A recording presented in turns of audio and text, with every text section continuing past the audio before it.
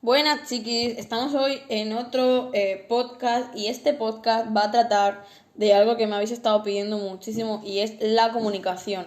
Cómo tener una comunicación afectiva, sobre todo con nuestra pareja, con las relaciones de pareja, pero esto se puede aplicar tanto en un entorno laboral, incluso con tus amigas, todo. O sea, cuando tú aprendes a comunicar, a tener una comunicación, a expresar lo que tú quieres sentir, todo tu ámbito mejora. Entonces, os voy a dar unos tips, ¿vale? Cómo tener buena comunicación en la pareja. Pues mira, para empezar tenemos que escuchar. Escuchar a veces nos cuesta mucho porque pensamos que escuchamos y en verdad no estamos escuchando. Tenemos que hacer una escucha activa. Porque a lo mejor la otra persona nos está intentando comunicarnos algo y solo tenemos que pararnos a escuchar. Ese puede ser uno de los principales motivos de las peleas y las discusiones, que no escuchamos. Porque nos enfocamos en la idea que tenemos en nuestra mente. Si solo paráramos 3 segundos y con eso empezáramos a escuchar lo que nos intenta decir la otra persona, llegaríamos muchísimo más lejos y no tendríamos tantos disgustos. Entonces, el diálogo es de dos. No vale en una discusión enfurecerse y saltar por los trigos de Dios y no dejar hablar a la otra persona, o sea, anularla, ya sea por gritos, por invalidaciones verbales, etc. Hay que encontrar el medio, aceptar que el compromiso es de dos. Luego hay que saber cómo pedir las cosas y luego cómo darlas. Superar los obstáculos de la comunicación y tener destinado un tiempo para esto. Esto es muy importante porque si no tienes un tiempo estipulado para hablar con tu pareja, no va a haber una comunicación. Por ejemplo, 5 o 10 minutos después de que los dos estéis ya duchados, cenados o justo en el momento de la cena o cuando llegáis del trabajo, 5 o 10 minutos para comunicaros y preguntaros el uno al otro cómo estáis, qué ha sucedido. O sea, no tomarlo como si fuera una crítica, un chisme o por cotilleo, no. Es por sentir a la otra persona bien. Cuando tú te sientes escuchado, primero los problemas salen fuera. Te sientes hasta incluso más relajado y el estrés se libera. Y luego tenemos que aprender también de las cosas que nos están pasando. Si hay una discusión y los dos hemos tenido unas acciones erróneas, tenemos que aprender los dos. No estar echando las culpas el uno al otro. O sea, excusarse de sus responsabilidades. Bueno, ¿cómo empezamos esto? Pues mira, para tener una buena comunicación tenemos que analizar, sobre todo a nosotros mismos, nuestros sentimientos y nuestras emociones. Si yo ante una situación siento una frustración porque me están gritando, tengo que expresarlo. Tengo que decir, a ver, no me grites porque siento una frustración y pienso que no me quieres porque me estás gritando o siento que me estás hablando mal y eso me hace sentirme mal. Cuando tú expresas cómo te sientes y la otra persona está escuchando, repito, está escuchando, la otra persona dudo que quiera hacerte daño y tenga en cuenta cómo tú te sientes, o sea, tenga en cuenta tus emociones. En una discusión no es cuestión de quién tiene razón o quién no, porque para opiniones hay miles. La discusión no es uno contra uno, o sea, esto no es aquí el partido a ver quién gana, no. Es el que más grita es el que gana, el que antes se calla es el que pierde. No, eso no es así, porque al final en una relación hay que tener un respeto y en la comunicación afectiva se tiene que tener el respeto del que estamos hablando. Empatía, respeto y asertividad. Tenemos que ser abiertos porque las opiniones son muy diferentes, tanto de una persona como de otra. Entonces, para hablar de un tema tenemos que escoger un momento adecuado, un tiempo adecuado. Y esto si lo hacemos todos los días va a mejorar muchísimo nuestra relación como pareja. Pensar cómo podemos enfocar la pregunta. O sea, si yo quiero hablar de un tema y sé que es un tema delicado, pues tengo que pensar esa pregunta. y buscar un escenario, o sea, un escenario apropiado es una situación apropiada. Por ejemplo, tú no puedes hablar de un tema delicado en un bar o en una discoteca o delante de los amigos. No, no es el momento idóneo para hablar ese tipo de cosas. Entonces tienes que tienes que intentar también ser como objetiva, ¿vale? O objetivo. Y tener tu punto de vista siempre y cuando tengas unos límites, ¿vale? Y la otra persona tiene que ser receptiva. No estamos hablando de que tenga que aceptar tu opinión, no. Estamos hablando de que tiene que ser receptiva, de que los puntos de opiniones pueden ser totalmente diferentes. Entonces, por ejemplo, típica situación de parejas que están viviendo juntas en casa, ¿vale? Que se te acaba el rollo de papel y nadie lo rellena, nadie lo cambia y no hay papel en el armario. Y que el chico va a ir al baño a orinar con la taza sin levantar, ¿vale? Entonces, se quedan 2 gotitas en la taza y el papel sin cambiar, no hay ningún problema, ¿vale? En muchas de las ocasiones hay varias maneras de comunicar esto.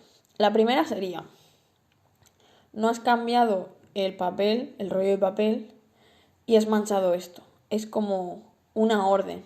Tienes que limpiar esto y cambiar el rollo de papel. Estás ordenando. Entonces, si él siente que, o ella, ¿vale? Estoy poniendo un ejemplo, que es una orden, y normalmente las órdenes en una relación no es un respeto, porque las relaciones son de dos, no tiene que haber una persona imponiendo, tiene que ser de mutuo acuerdo. Entonces, tenemos que expresar cuál es nuestro sentimiento hacia esta situación que estamos viviendo. Por ejemplo, si yo siento que yo me siento, si yo siento la emoción de vergüenza porque tengo que pedir el rollo de papel a alguien,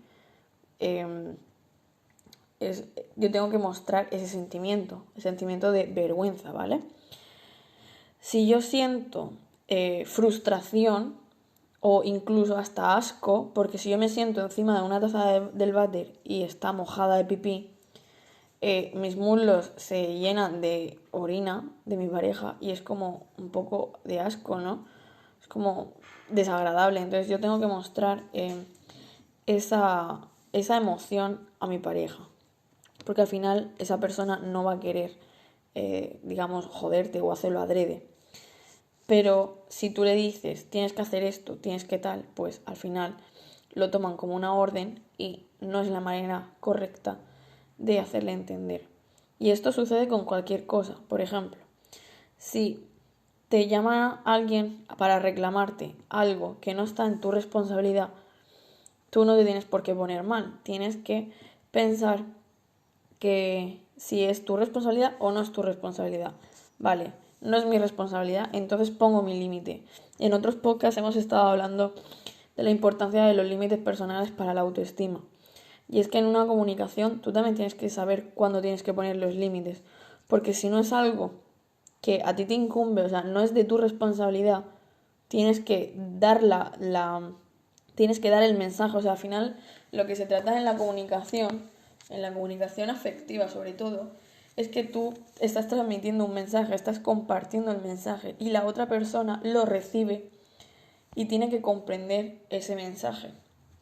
Entonces, tenemos que analizar si es nuestra responsabilidad o no. ¿Es mi responsabilidad poner el rollo de papel? Si estoy en el baño en ese momento y se me acaba a mí, sí es mi responsabilidad.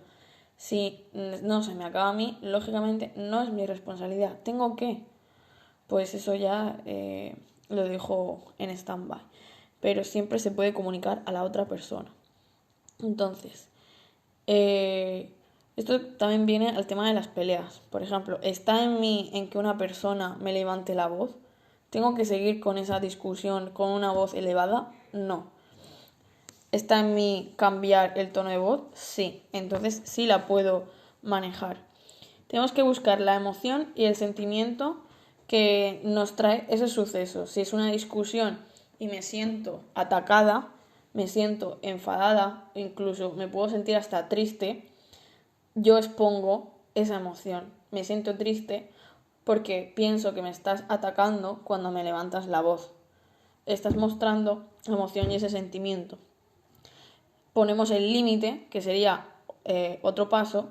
El límite sería: no me gusta que me grites, háblame en un tono de voz adecuado. Ese sería el límite.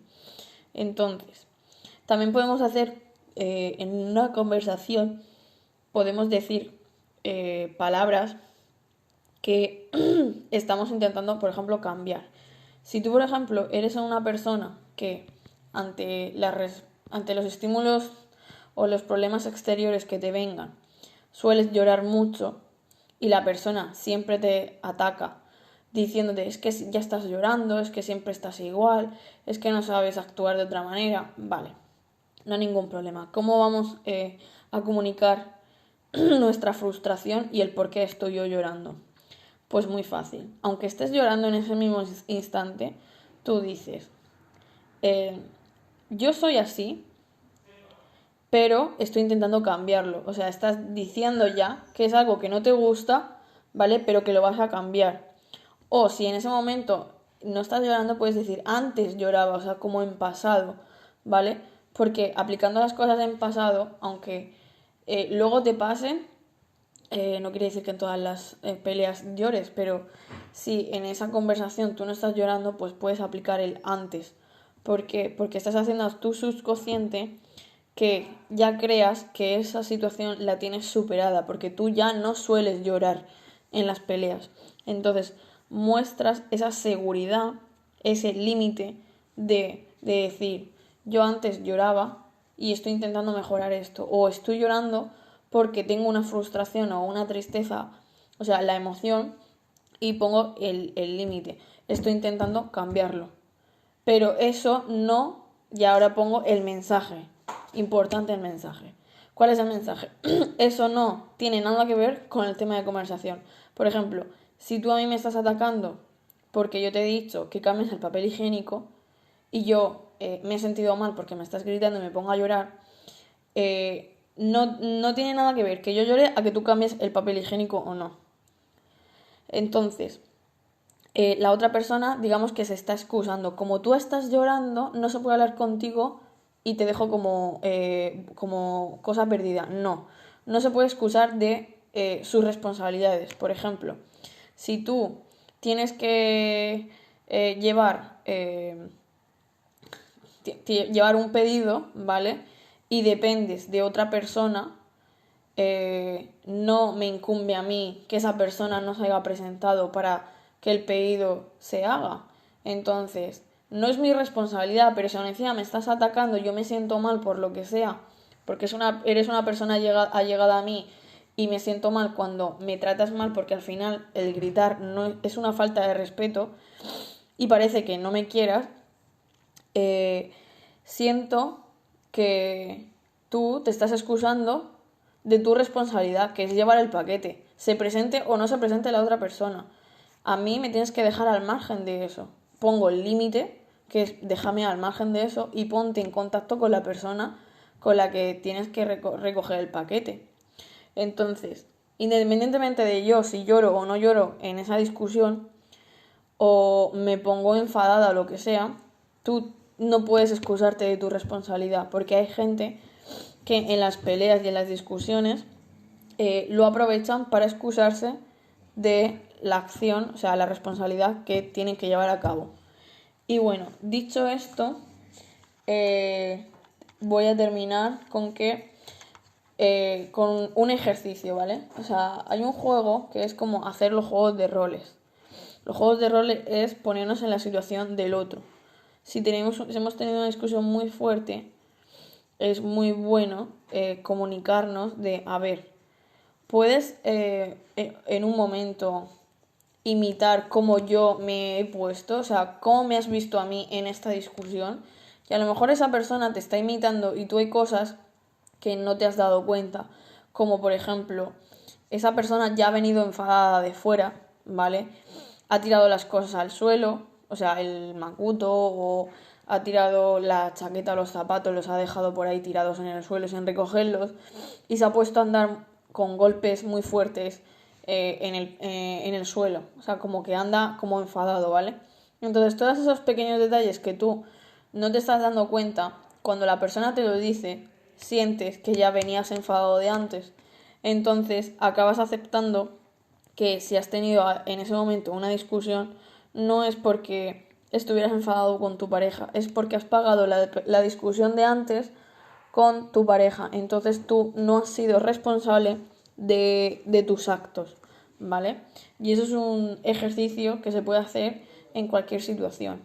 Y con este podcast, que ha sido bastante corto, pero intenso, me despido y nos vemos en el siguiente. ¡Chao!